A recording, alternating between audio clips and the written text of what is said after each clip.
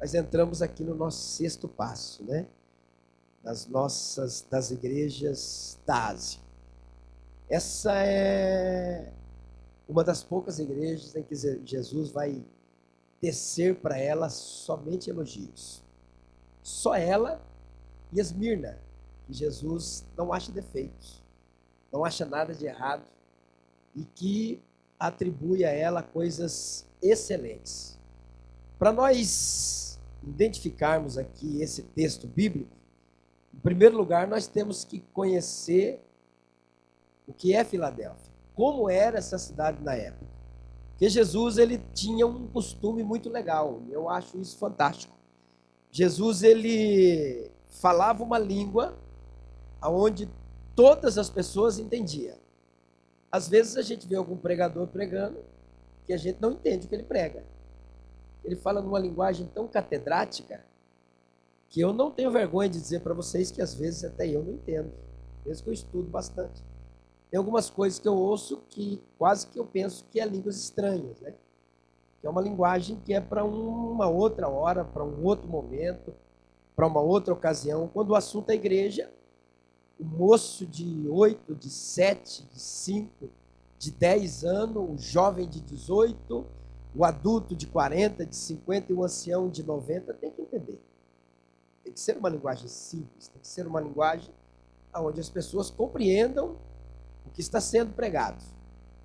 E Jesus, ele sempre, nas 7 cartas, ele se utiliza da cultura do local, dos costumes do local, das coisas que haviam na cidade daquelas pessoas, para que quando ele falasse, elas compreendessem perfeitamente. Por exemplo, vamos dizer que Jesus viesse aqui hoje, e ele fosse pregar uma mensagem, ele se utilizaria, por exemplo, das cataratas do Iguaçu, que é uma das 7 maravilhas do mundo, é assim? Então, G8, não sei agora nessa nova. Então, ele se utilizaria disso para dizer que no céu as maravilhas são maiores do que essa que tem aqui. Ele se utilizaria dos nossos costumes, da nossa cultura local, para que todo mundo entenda. Então, Filadélfia, para você entender um pouquinho a situação daquela igreja, ela foi construída no século II antes de Cristo. Aquela cidade, queridos irmãos, ela foi construída e foi dado este nome devido ao carinho, ao amor excessivo que o rei Átalo, ou o imperador Átalo, tinha pelo seu irmão. E aí ele dá de presente, faz aquela cidade, e dá de presente para ele, entrega aquela cidade, coloca o nome dele, mostrando o quanto ele o amava. É por isso que Filadélfia, o seu significado é amor fraternal. Era o amor que um irmão tinha pelo outro. Ele faz aquela cidade e ele entrega, e ele coloca o nome do seu irmão para poder agradá-lo, para poder demonstrar o quanto ele tinha carinho. A cultura de Filadélfia, melhor dizendo, Filadélfia era uma cidade muito produtiva. Ela produzia, por exemplo, o vinho, a uva. Era uma cidade que produzia imensamente a uva. Ela distribuía, era uma distribuidora para outras cidades, devido à grande quantidade, ao plantio que era muito fértil da uva. Existia até um deus lá por nome de Dionísio, que esse deus atravessou os séculos, chegou até o dia de hoje, que é o deus Baco, né? Que você pode ver aí alguns. A cultura africana ainda usa muito o nome desse deus, entre aspas. Esse Deus era o Deus da fertilidade, era o Deus que produzia, que dava aquela terra, segundo eles, né, que fazia com que a produção de uva fosse uma produção muito boa. Tinha vários deuses dentro de Filadélfia. Tinha também o culto ao imperador, como nas outras cartas nós vimos. Em Filadélfia não era diferente, o imperador também exigia que fosse cultuado a ele, que fosse adorado. Então, o paganismo era muito grande, mas a igreja cristã dentro de Filadélfia, ela conseguiu se isentar de todo esse tipo de coisa. Vocês lembram que na minha última mensagem que eu falei, nós falamos acerca da cultura da igreja, em que as pessoas, para poderem prosperarem, precisavam se adaptarem àqueles costumes, àquele sistema, participarem daqueles rituais, para manter as lojas abertas. Ainda alguém deu risada, porque eu falei que a lojinha de 99 para manter aberta, tinha que ir lá fazer um sacrifício a um deusinho. Então, aqui em Filadélfia, a situação era quase que idêntica, porém a igreja não se contaminou, não se envolveu com isso, a igreja conseguiu vencer esse tipo de coisa. O problema de Filadélfia não era os deuses que haviam dentro daquela cidade. O problema de Filadélfia eram os falsos judeus, eram as falsas religiões, era o falso culto que havia dentro da igreja. Jesus identifica aquela igreja de uma maneira diferente nós. Porque nós, por exemplo, talvez nós temos... Qual a característica que identificamos uma igreja boa? Quer ver o primeiro erro que nós identificamos uma igreja boa? Aquela igreja está lotada. Então, nós somos campeões em dizer, pensa numa igreja abençoada. Tem 1000 membros. Não é assim que a gente falamos? Tem 2000 membros. Essa é a primeira coisa que vem na boca de qualquer crente.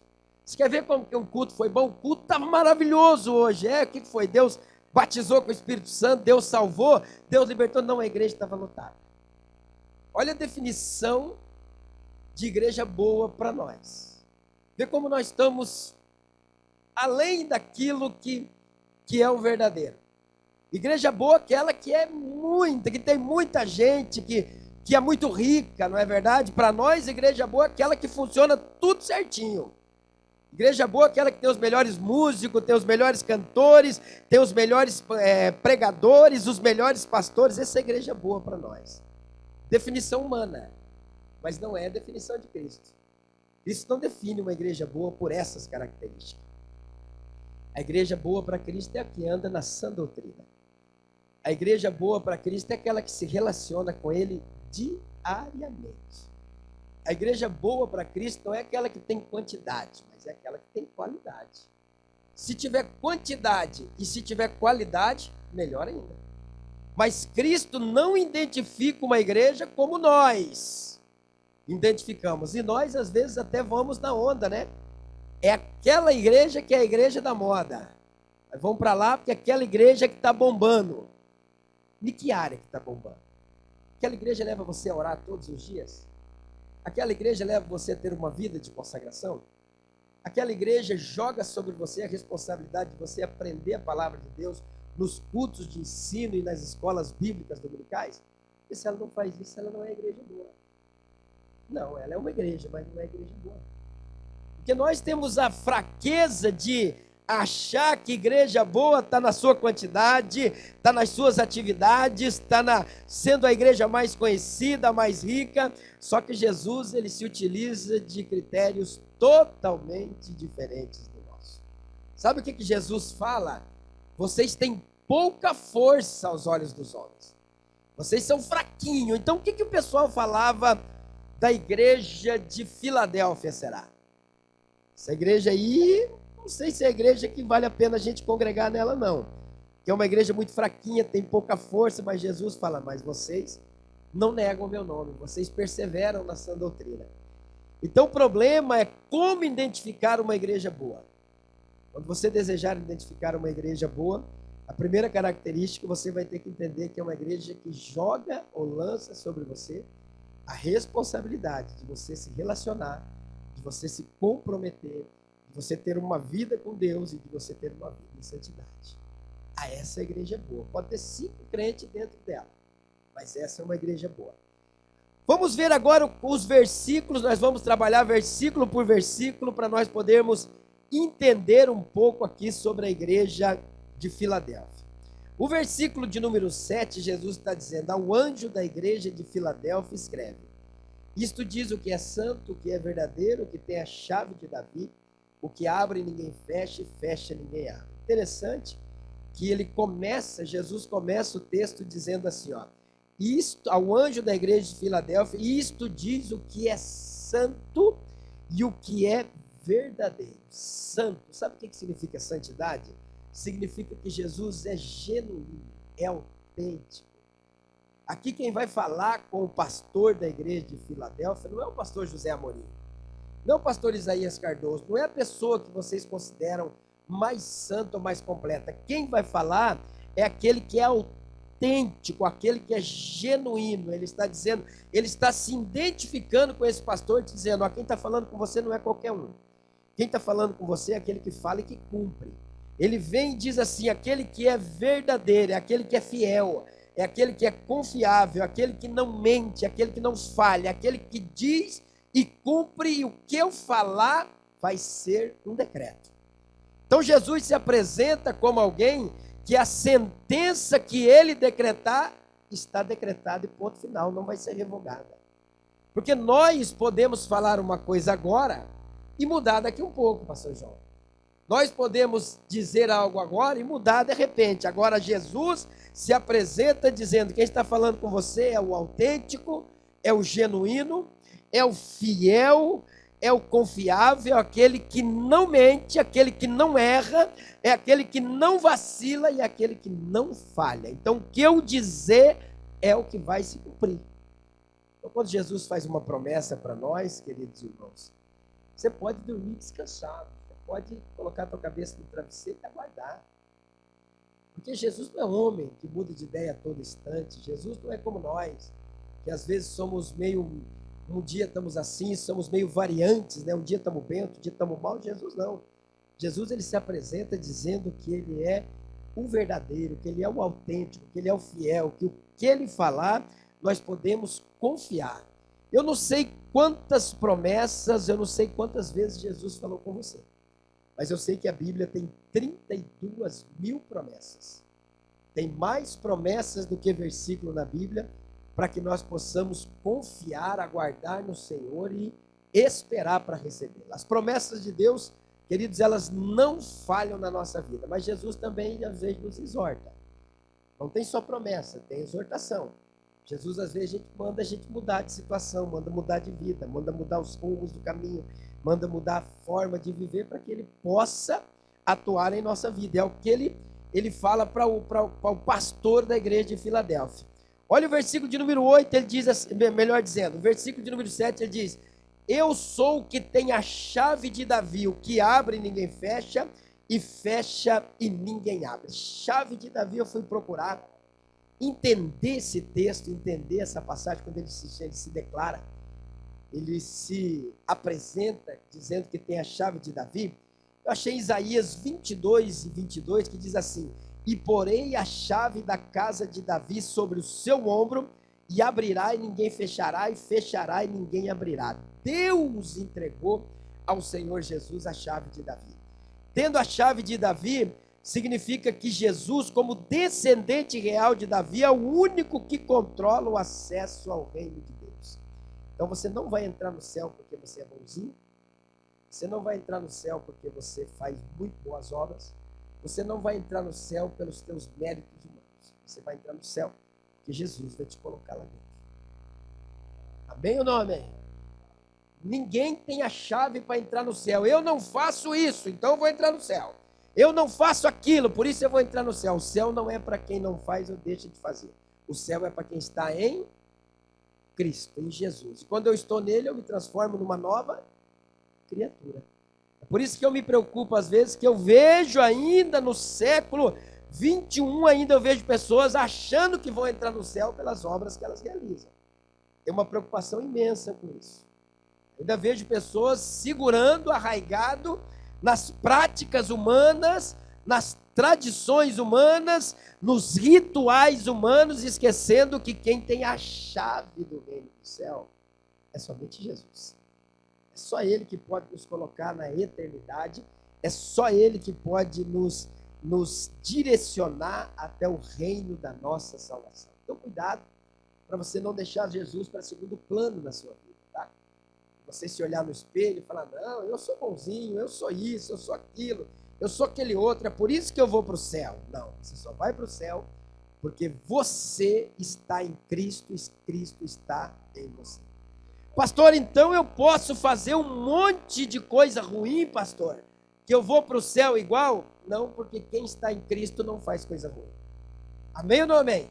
A Bíblia diz que quando Cristo está em mim e eu estou em Cristo, eu sou uma nova criatura. Então, se você não mudou ainda, você só está numa religião, só está numa igreja, só está num sistema, só está no meio de um lugarzinho legalzinho, que tem gente que canta bonito, que tem gente que fala bonito, Mas quando Cristo está na vida do homem, e o homem está em Cristo, a vida dele é transformada.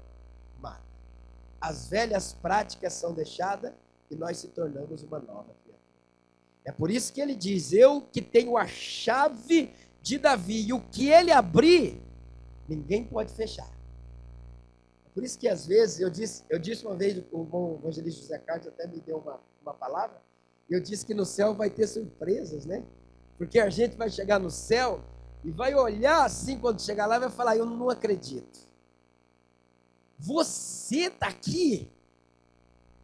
A pessoa vai olhar e vai dizer: eu estou aqui. Não pode que você está aqui. A última pessoa, talvez, que a gente imaginaria que estaria lá, ela pode estar lá. E aquela que a gente tinha certeza, a gente dá uma procurada lá e fala: deixa eu perguntar, alguém sabe aí nas mansões celestiais se o fulano de tal está aqui? Não, o fulano não está. Fulano não está porque as portas, ou a porta, não foi aberta para ele. Não teve essa oportunidade.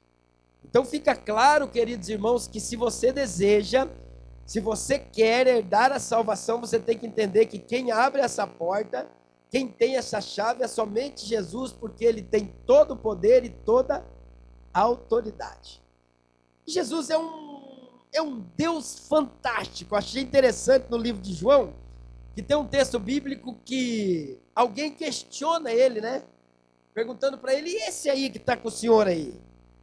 Por que ele está junto com o senhor? Até quando ele vai? Ele falou: se eu quero que ele fique comigo, o que você tem a ver com isso? Mas quando eu vi esse texto, eu falei: acho que eu tenho algumas coisinhas com Jesus. Às vezes eu fico com medo, eu penso que eu sou meio fora da casinha, mas eu vi que Jesus também tem essas coisas. Se eu quero que ele venha comigo e fique comigo, o que você tem a ver com isso? Então nota-se que não é na nossa esfera de santidade ou de entendimento de salvação, mas é na dele. Porque eu estou vendo vocês exteriormente. Se fosse eu, salvaria todos vocês. Pode ser que ele também hoje salve todos vocês, mas pode ser que tenha um monte de gente aqui que não participará da salvação. Pode ser. Porque nós só vemos do lado de fora. Agora, ele conhece o interior do ser humano, sabe perfeitamente quem ele é, porque ele tem todo o poder e autoridade. Ele tem a chave. É ele que abre e ninguém fecha, e é ele que fecha e ninguém abre. Versículo 8: eu conheço as tuas obras. Isso aqui é forte, irmão. Todas as cartas têm isso aqui. Eu conheço as tuas obras. Uma boa notícia para mim, para você que estão aqui, é que ele sabe o que a gente faz em público e sabe o que a gente faz em oculto. Ele sabe o que a gente faz no meio da nossa família, sabe o que a gente faz no meio do povo, ele sabe o que a gente faz no nosso trabalho, ele sabe o que a gente faz quando está descansando, ele sabe o que a gente faz quando a gente pega um monte de dinheiro, ele sabe o que a gente faz quando a gente não tem nenhum dinheiro. Ele conhece todas as nossas obras. Não é só meia obra. Ele não conhece nós só de dia. E ele não conhece nós só de noite. Ele conhece todas as nossas obras. Olha o que ele diz aqui para o pastor de Filadélfia: eu conheço as tuas obras. Eu sei quem é você, rapaz. Eu sei quem é a tua vida. Eu sei teus passos. Quando você entra no teu quarto, você coloca a cabeça no teu travesseiro, eu sei quais são as tuas alegrias e sei quais são as tuas aflições. Eu sei quais são os seus desejos, eu sei quais são os seus vícios, eu sei quais são as suas forças e sei quais são as suas fraquezas. Eu sei de tudo. De mim ninguém consegue esconder nada. Por isso que eu digo que nós não vivemos uma religião, nós temos um estilo de vida. É bobagem tentar enganar Jesus dentro da igreja. Porque Jesus é o que conhece o profundo e o escondido de cada um do ser humano, porque ele conhece as nossas obras. Diante de ti pus uma porta aberta que ninguém pode fechar. Essa porta que Jesus está falando, eu queria muito pregar para vocês, que é uma porta de bênção, de prosperidade, uma porta de ganhos financeiros, mas infelizmente não é. Ele está falando, infelizmente para alguns, para mim é felizmente, ele está falando da porta da salvação. Que ainda que em Filadélfia havia o culto ao imperador, havia culto a Dionísio, havia culto a um deus, uma deusa chamada Flávia, havia culto a uma deusa chamada Diana, ainda que tinha todos esses deuses na cidade de Filadélfia, ninguém ia impedir a marcha do crescimento. Que eles podiam continuar, porque a porta que Jesus estava abrindo era a porta da salvação, era uma porta impossível que permitia que o evangelho fosse pregado sempre, era impossível frear ao crescimento do evangelho naquele lugar, naquele tempo. É por isso que Jesus fala, eu abri uma porta para vocês, eu pus uma porta diante de vocês, e ninguém vai poder fechar. E agora Jesus começa dizendo assim, ó, além dessa porta de salvação, ele diz assim, eu sei que vocês têm pouca força. O que é pouca força, irmãos? Olha que interessante isso aqui. Para uma igreja crescer, para a gente crescer espiritualmente, a gente tem que ser dependente de Deus. Aí tem gente que é muito forte, tem gente que é forte demais, tem gente que sabe demais, tem gente que questiona Deus e questiona o evangelho, tem gente que está à procura de um evangelho adaptável. Então aqui o povo, Jesus está dizendo, vocês são fracos, têm pouca força, por quê? Porque o povo dependia exclusivamente de Deus. Está entendendo, João? É olhar para isso e dizer assim, sabe de uma coisa? Eu não sei o que fazer, mas eu sei que Ele pode fazer. É como a gente olhar para uma igreja como essa, de 700, 800 pessoas, se você for dormir pensando o que eu vou fazer, você fica louco, falta um parafuso, você morre. Você entra em crise, porque como que você vai atender 800 pessoas? Então aqui ele está dizendo, vocês não têm força, mas como dependem, tendo pouca força, é a dependência exclusiva de Deus. Eu não sei o que você está passando hoje. Não sei quais são as suas alegrias, e não sei quais são as suas dificuldades, mas sei que se você depender de Deus, você vai chegar, você vai conquistar e você vai ir ao lugar certo. Depender de Deus não é fácil, depender de Deus precisa de fé, depender de Deus precisa de perseverança, depender de Deus é dizer não para si mesmo, e esse é um problema.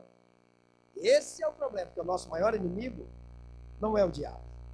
Porque a Bíblia diz que em breve Deus de paz esmagará o diabo debaixo dos vossos pés.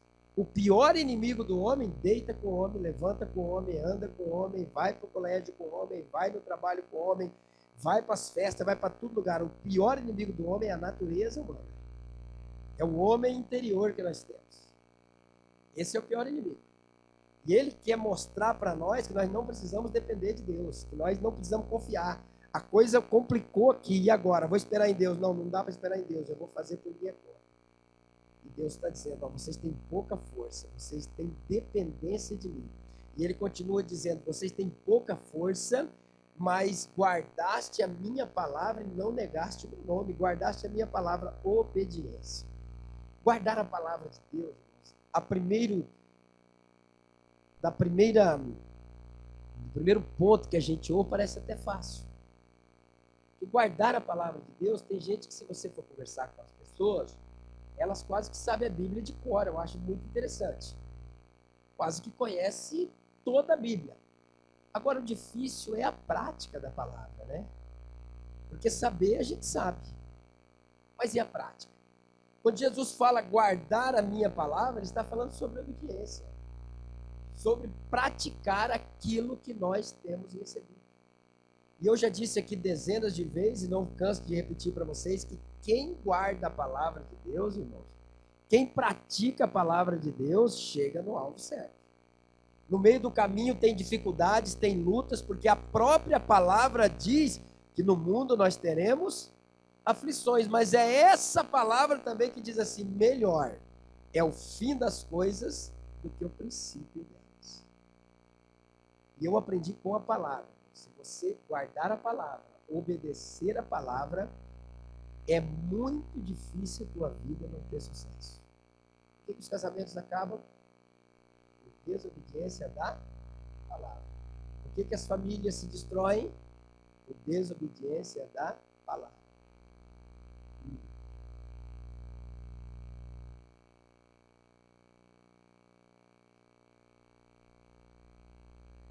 Lucas capítulo 7 fala da prática da palavra.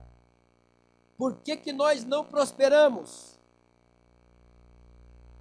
Por falta de obediência à palavra. Vai pensando para você ver. Pega as tuas lutas que você tem, coloca elas diante do altar de Deus e diz assim, aonde eu errei? Daí vai para a palavra. Comprei o que não deveria comprar. Briguei na hora que eu não deveria brigar. Negociei na hora que eu não deveria negociar. Fiz tudo que a Bíblia diz que eu não deveria fazer. Só que como Deus é bom, ainda mesmo a gente errando, às vezes Ele ainda nos dá um auxílio, nos dá uma força para não deixar a gente sucumbir. Porque a Bíblia diz que Ele é misericordioso. Lembra que eu disse para vocês que de cada 100 problemas nossos, 95 é nós que temos o poder de trazer eles para nós mesmos. Então são coisas assim, quando a palavra é guardada, como a igreja de Filadélfia, que ela guardava a palavra, que ela tinha obediência, não tem o que Deus chegar para essa igreja e dizer assim, eu tenho contra ti isso. Porque ela estava debaixo da vontade de Deus. Você pode notar, as pessoas mais problemáticas, as pessoas mais difíceis de se lidar. Se você chegar e falar para ela, mas a Bíblia diz que não pode ser assim, irmão, irmã, o que eles dizem? Eu sou crente, mas meu braço... Então, umas coisas que só vem o sofrimento para a gente por causa da obediência, por causa da falta de obedecer a palavra de Deus. Não negaste o meu nome, fidelidade. Não era fácil nessa época não negar o nome de Cristo. Porque havia muitos deuses nessa época em Filadélfia. Havia muitas religiões, porém a igreja de Filadélfia se manteve íntegra. Graças a Deus, pastor, hoje nós não temos muitos deuses. Eu acho que nós temos mais do que aquela época. Eu acho que nós temos mais deuses do que aquela época. E o difícil é que, às vezes, eles entram dentro das nossas igrejas e eles se apoderam dos corações das pessoas. Por exemplo, um Deus poderosíssimo que atua no meio da igreja do Senhor.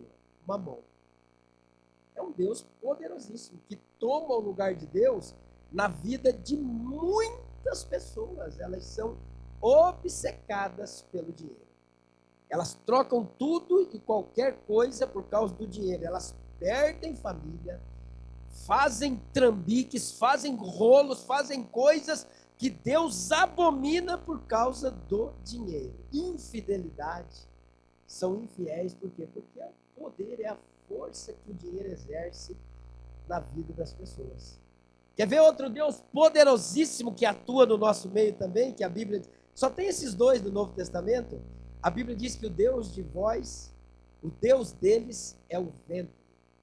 O que é ventre? O que você define quando Jesus está dizendo que o Deus deles é o ventre? Pastor, a gula é um Deus terrível também, mas não é disso que eu estou falando.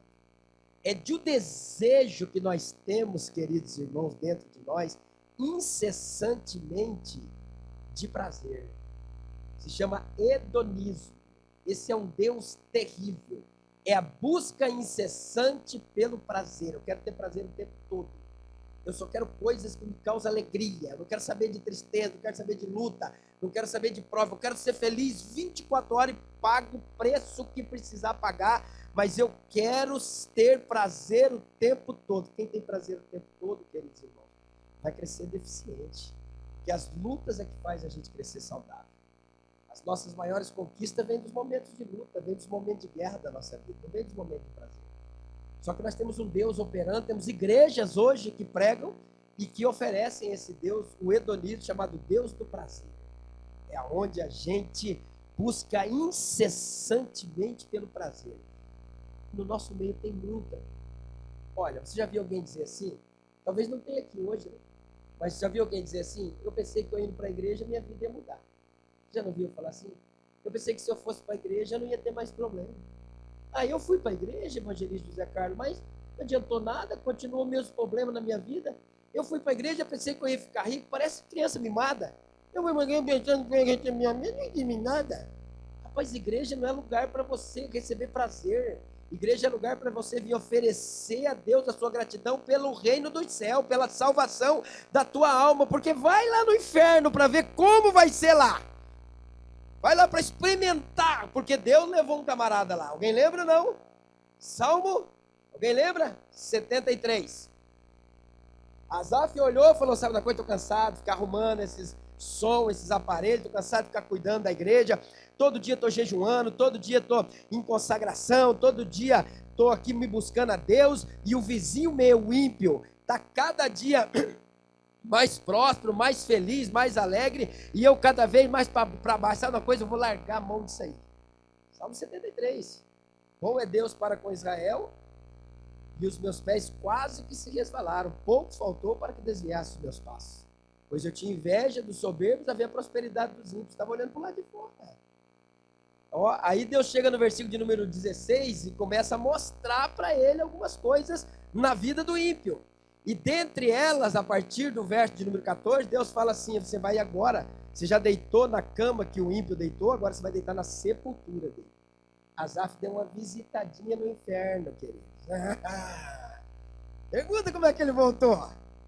Uma noite só, Deus falou: você vai deitar, você pode desviar, Asaf, não tem problema. Mas você vai dar uma visitadinha lá onde o ímpio, que você está cheio de inveja dele, que você está achando que ele é o bambambam, que você está dizendo que os olhos deles espumam gorduras, você vai para o mesmo lugar que ele vai. E Asaf passa uma noite no inferno. Sabe o que ele falou quando ele voltou no versículo 17? Como louco. Acho que eu estava meio desvairado. Acho que eu estava meio malucão da cabeça, de ter pensado, como é que um pensamento desse passou pela minha cabeça? Olha que bonito. Estou crente demais. De ter pensado, só de pensar que eu pensei isso contra Deus, eu já fico preocupado. É assim, queridos, nós não estamos aqui para receber os benefícios ou para ser a vida inteira abençoada. Isso é coisa do hedonismo, isso é coisa desse Deus maligno que quer tirar as pessoas do reino da salvação. Nós estamos aqui para ser salvos na pessoa de Jesus Cristo. E as demais coisas eu vou dizer para vocês, segura porque essa é forte. As demais coisas virão de acordo com aquilo que você semeia. Tá? Não fica cobrando de Deus aquilo que você não faz. Me prospera, Deus, se você não é dizimista. Me prospera, Deus, se você não compra uma cesta básica para ninguém. Me dá saúde, Deus, se você nunca ajudou ninguém a levar um remédio, se você não pratica um esporte, se você não faz uma caminhada. Não adianta você pedir para Deus fazer uma coisa que você faz ao contrário, para poder ele levar, que você faz ao contrário, você querendo que ele vai te abençoar. Não tem como. Se eu comer dia e noite, comer, vai chegar o dia que eu vou chegar aqui, vou dar um fardo.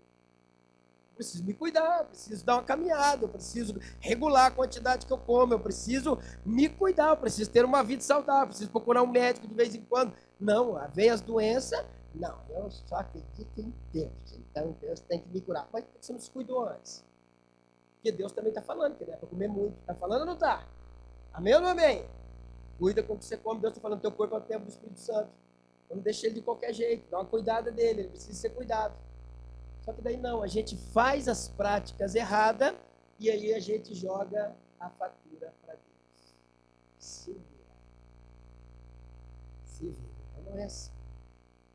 Sabe? A gente vai lá, passa na frente da loja, ganha R$ 1.800 por mês, vê lá um carro 0 km, promoção da Fiat, sei lá de qual concessionária, R$ 1.000 por mês, você pode ser com o carro zero aqui. Pronto, o cara vai, chega aqui, pega a chave do carro, balança aqui na frente e diz: Deus me fez um milagre. Ganha 1.800. Conta bem, irmão, aqui, 0, ali é na garagem. Vou esperar aqui 3 meses para dar a situação. Aí depois vai voltar aqui e vai dizer: o diabo entrou no negócio, pastor. Que diabo, irmão? Coisa que não dá pra gente fazer. Não dá. O cara ganha 1.800, vai lá e compra um carro de milão, vai pôr mais gasolina, vai ter manutenção. E vai dizer que foi o diabo que fez isso? Até o diabo vai ficar endemoniado com você. Não dá. Então a gente tem que obedecer a palavra, ser fiel à palavra, que as bênçãos do Senhor vão nos acompanhar. Eu falo para vocês, irmão, não sou rico, não sou um cara que tem posses, mas sou extremamente feliz. Quem me conhece sabe. Sou feliz, sou um cara realizado. Como que eu tenho vontade, vocês me vestem o que vocês têm vontade, eu aceito. Então eu fico feliz. Para mim está uma bênção. Por quê? Porque eu tento obedecer a palavra. Tem meus filhos aí, tá ali, cada um mais bonito que o outro. Então, Deus saiu da mãe, né? Glória a Deus. Então o que que é? Obediência e fidelidade. Se for para mim usar o dinheiro que é de Deus para mim me abençoar com alguma coisa, então eu fico do jeito que eu estou, ou eu desfaço de algo. Mas o que é de Deus, e o que é meu, porque nada vai impedir a minha salvação naquele dia. Fala, irmão lindo, bem rapidinho.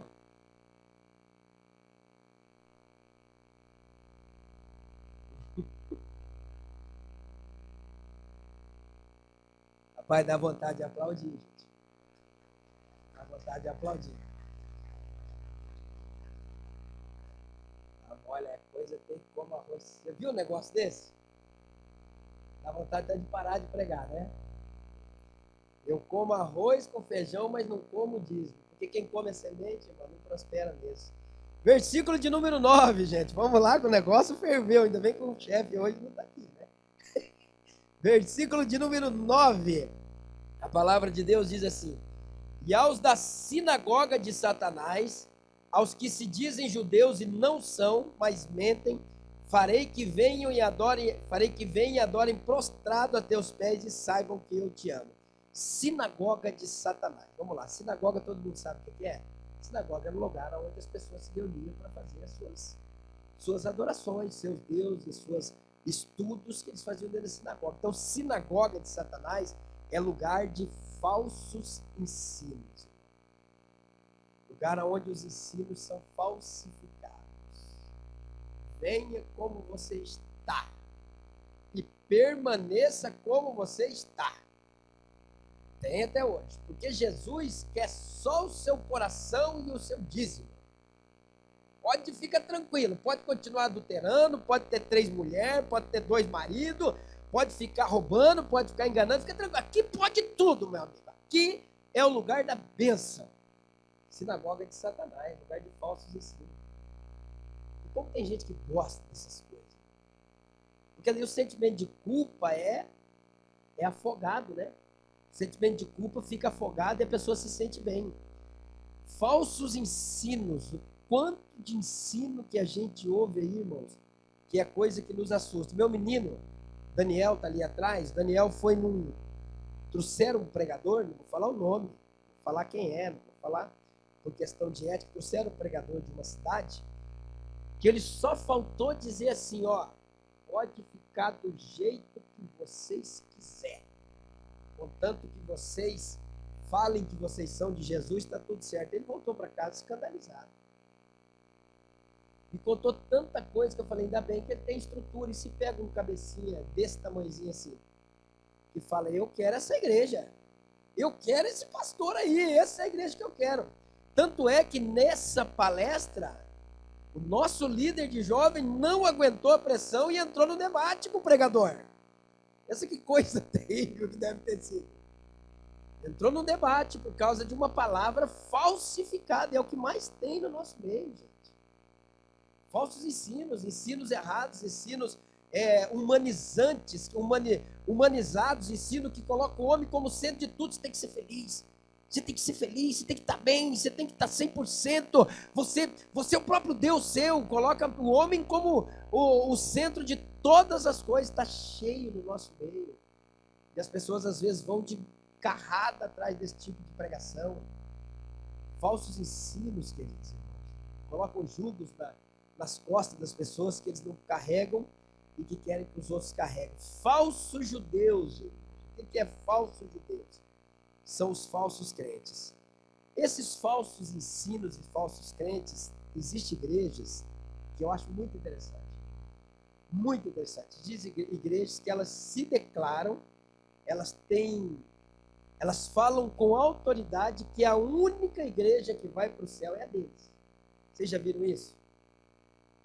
Pessoas que acreditam que a única verdade que existe é a verdade deles.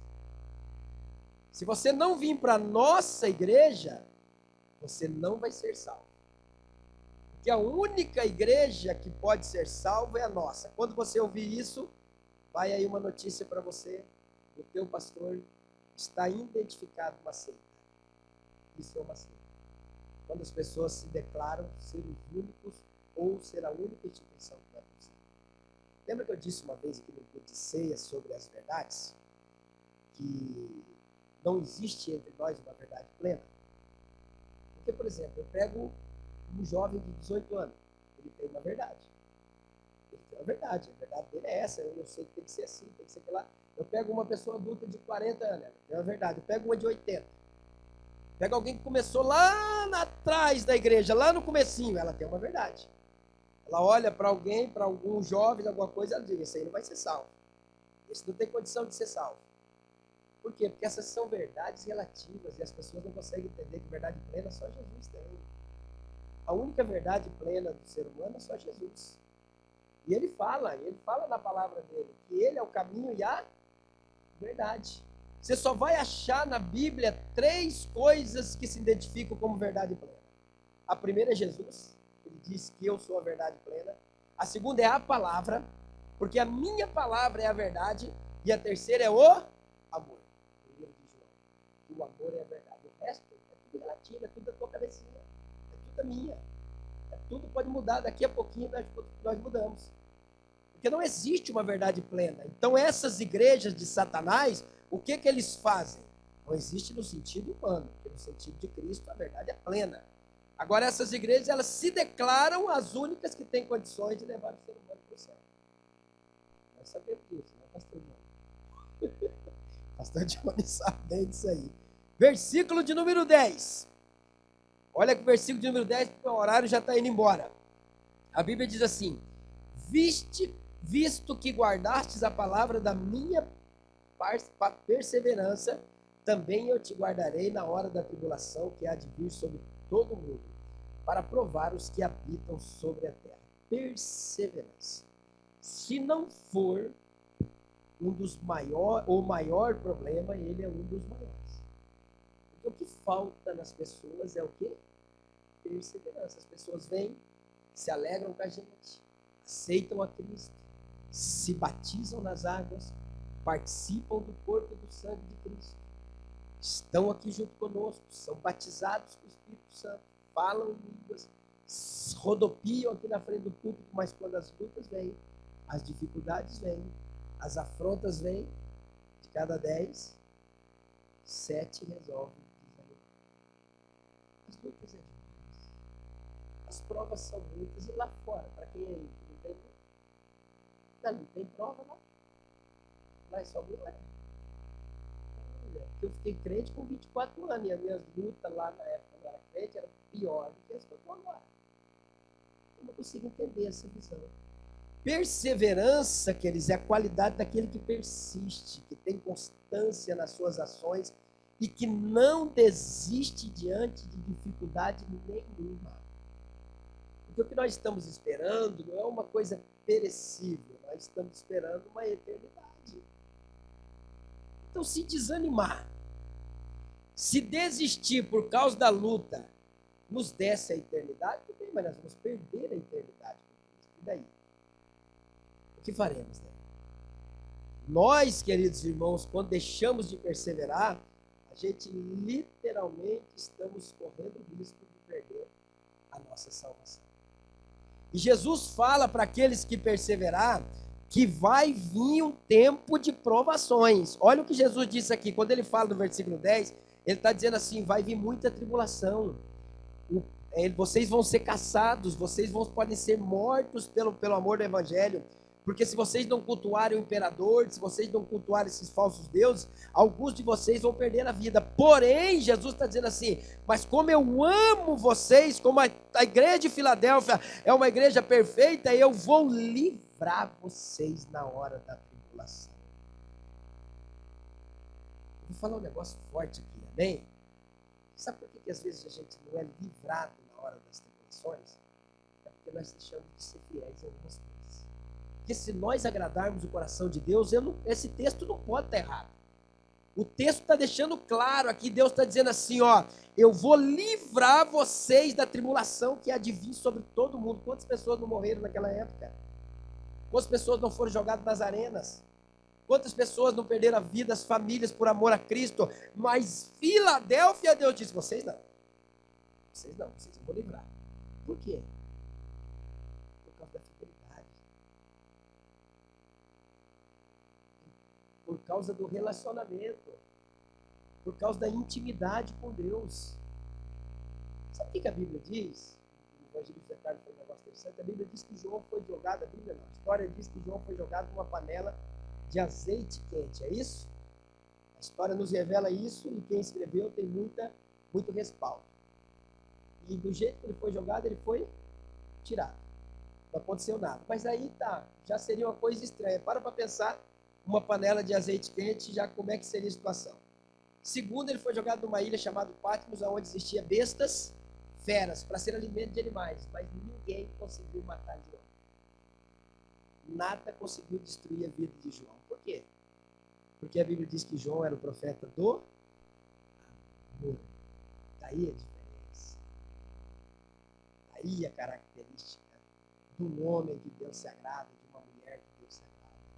Você quer livramento de Deus? Persevere diante das tribulações e ame o seu próximo. Não olhe o teu semelhante como um objeto de lucro, como um objeto de benefício.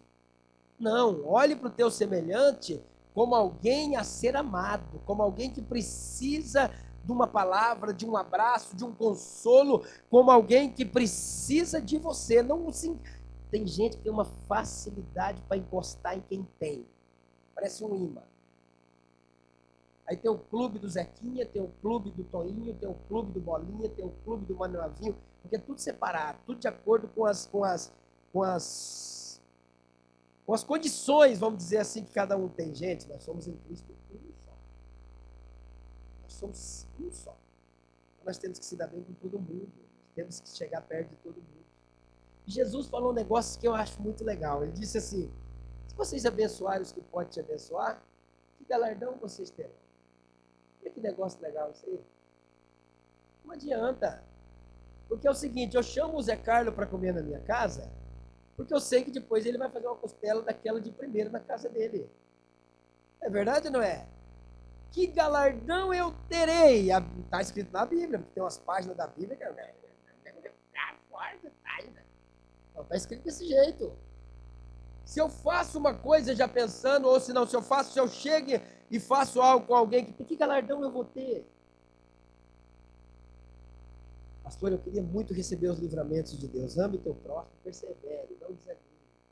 Não pare no meio da caminhada, não olhe para as lutas, não olhe para as dificuldades, porque na hora da tentação haverá provação, haverá proteção, haverá livramentos. Deus sempre nos dará uma válvula de escape. Deus sempre nos dará uma saída. E sabe o que eu digo? Quem ama muito, irmãos, é muito abençoado. Porque quem ama muito, sempre vai ter alguém do lado dele na hora da necessidade. Não é verdade? É muito legal isso. Quando a pessoa que ama demais, eu já fui em hospitais que é coisa fantástica. A pessoa liga para mim, pastor, você pode lá orar pelo meu pai, pela minha mãe? Posso, vou lá. Quando eu chego lá no hospital para orar pela pessoa, eu chego no horário de visita, não dá para fazer visita, porque é só 2 que entram. Tem 20 pessoas daquela família lá, mesmo sabendo que não vão entrar. E já tem outros, você vai, não tem ninguém, não. Nenhuma pessoa. Será que isso não é fruto de umas atitudes? Será que isso não é uma colheita, Roberto, uma semeadura? Tem umas que você chega lá, mas é só 2 que podem entrar. Por que vieram aqui? Então viemos aqui porque quer dar uma força para a família, quer dar uma força para o seu quê? Que legal. Agora tem outros que você chega, você pode ir para o horário. Chega lá, está sempre disponível, não tem ninguém para ver. Pastor, eu quero livramento. Então persevere e ame incondicionalmente que os livramentos de Deus virá para a sua vida. Versículo 11, para nós terminar. Venho sem demora, guarda o que tens para que ninguém tome a tua coroa. Deixa eu perguntar para vocês, quem está esperando Cristo para agora, diga amém. Olha, eu vou dar uma notícia para vocês. João diz, numa das suas epístolas, ele diz que algumas pessoas dizem, mas ele está demorando.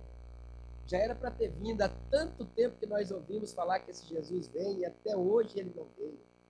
A gente vê muitas pessoas, eu fui no hospital, fui fazer uns exames agora semana passada, e eu estava na recepção daquela clínica, e tinha uma irmã da Vila A, conversando comigo e tal, falando da volta Jesus. Uma pessoa se manifestou do lado e disse assim: vocês acreditam mesmo que Jesus vai voltar? Eu falei: não, eu não acredito, tenho certeza. Fato. Se voltar, eles matam ele de novo, do mesmo jeito que mataram na primeira vez. Eu disse para ela: não, a primeira vez ele veio como cordeiro para ser morto. Foi Deus que instituiu que ele tinha que morrer. Mas a segunda agora ele veio como leão, ele veio para reinar, ele veio para dominar. Ninguém consegue matar.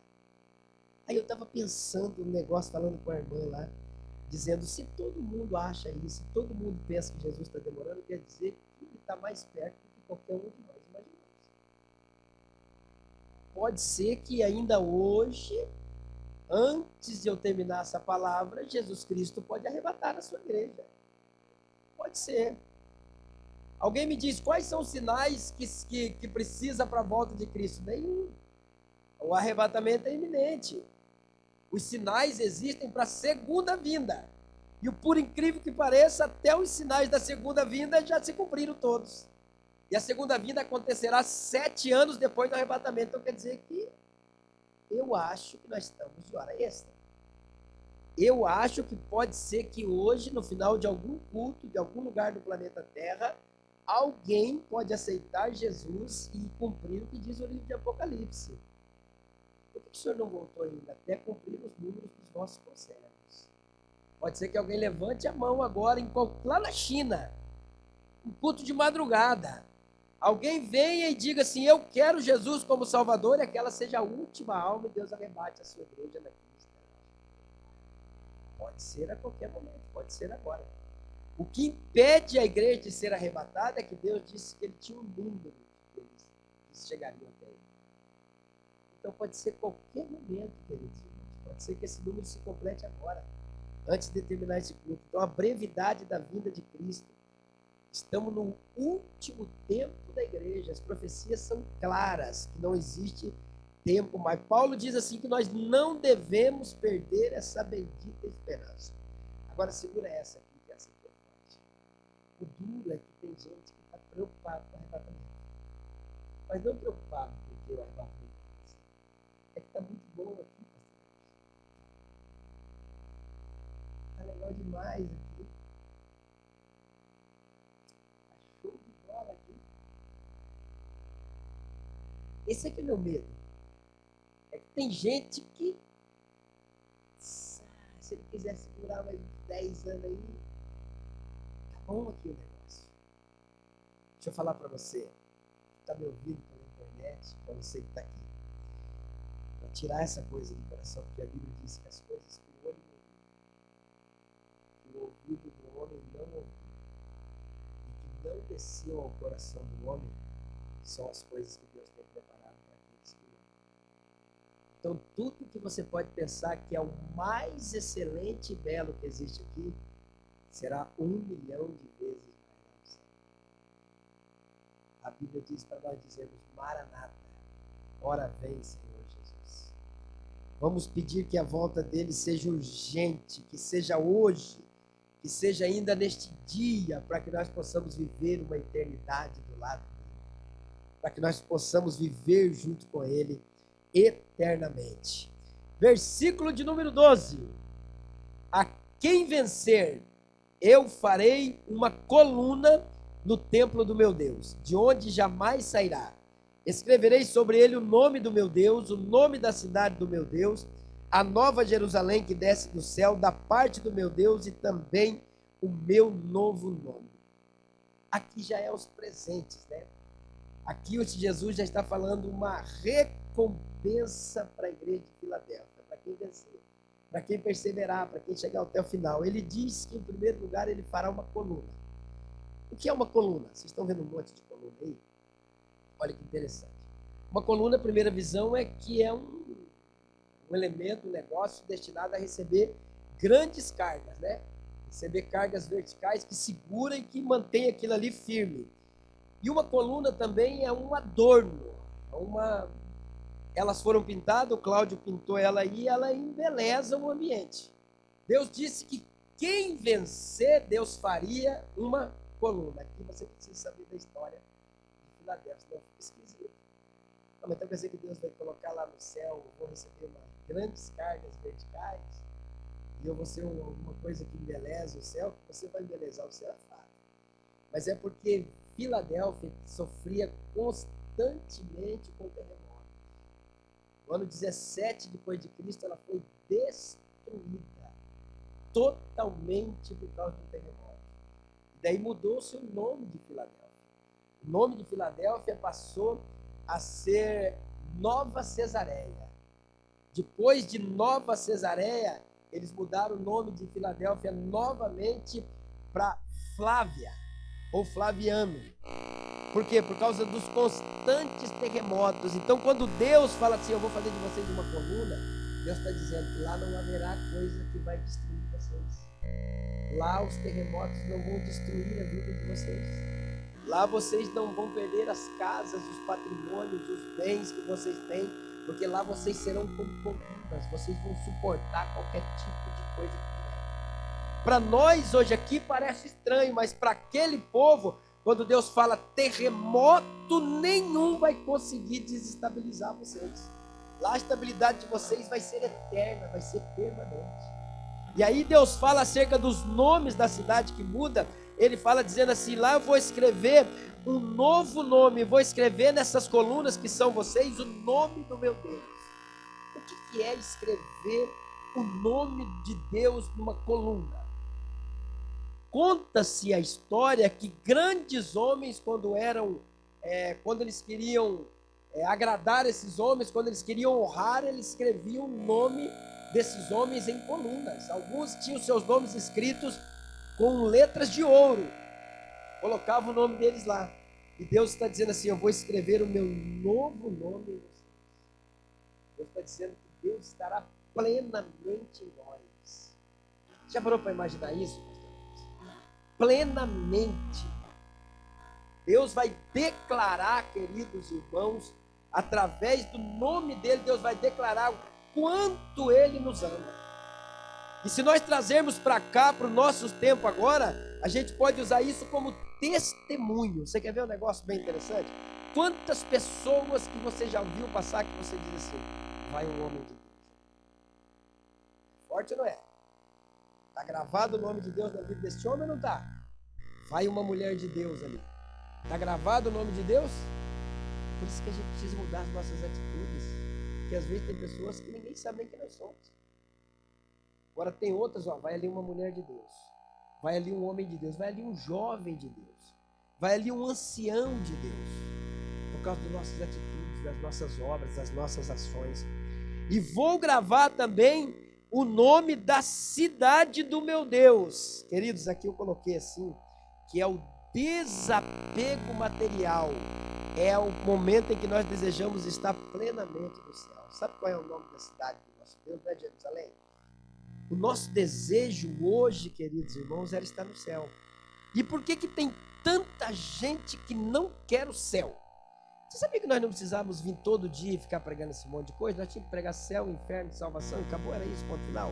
Falar de Jesus aqui, essa era a mensagem. Era o que os discípulos pregavam, é verdade?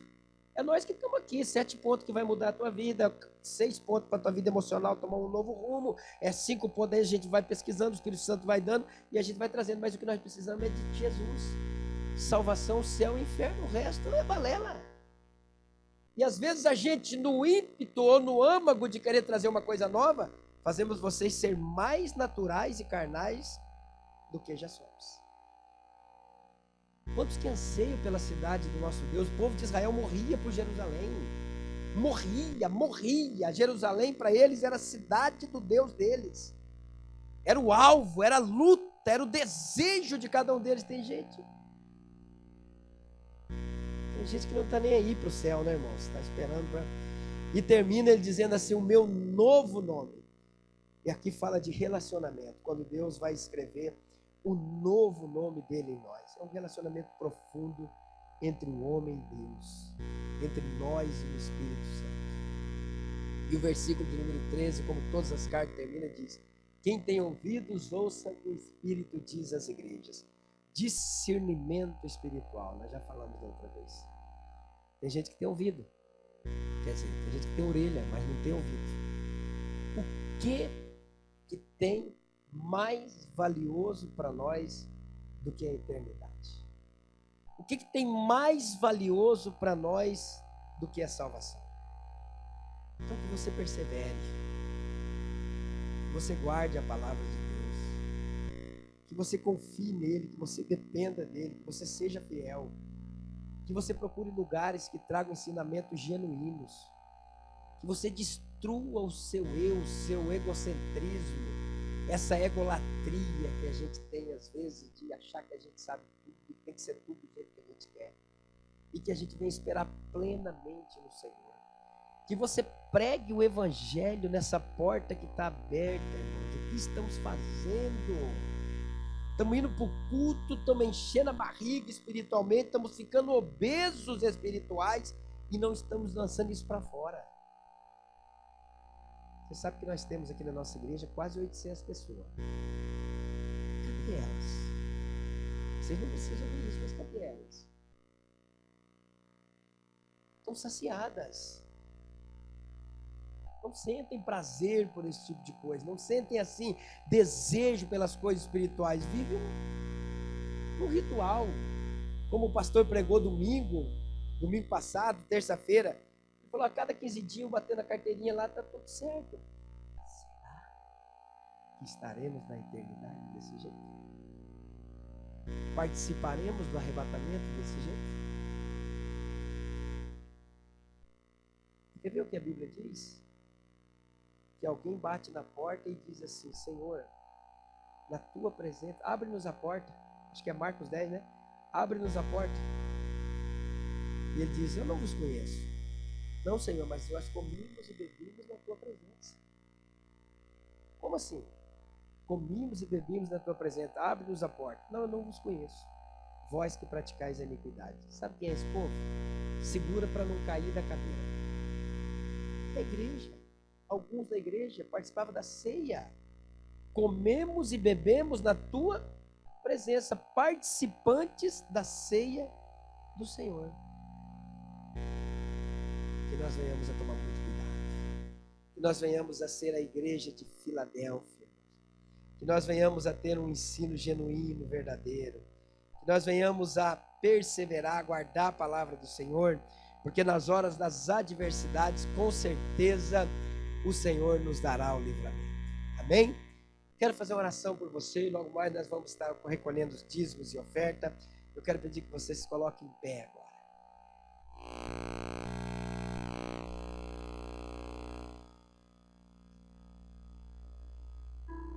Pastor, eu sou bem fraquinho, pastor. Tenho bem pouca força. Não tem problema. O Senhor Jesus te dará o livramento. Ele conhece as tuas obras. Ele se manifesta aqui dizendo que Ele é o que conhece tudo. Ele vai nos guardar da hora da tribulação, da hora da tentação. Ele é o nosso Deus. Ele é o Deus que nos dá muitas oportunidades. Ele é o Deus que nos abre as portas. Ele é o Deus que faz em nós a obra completa.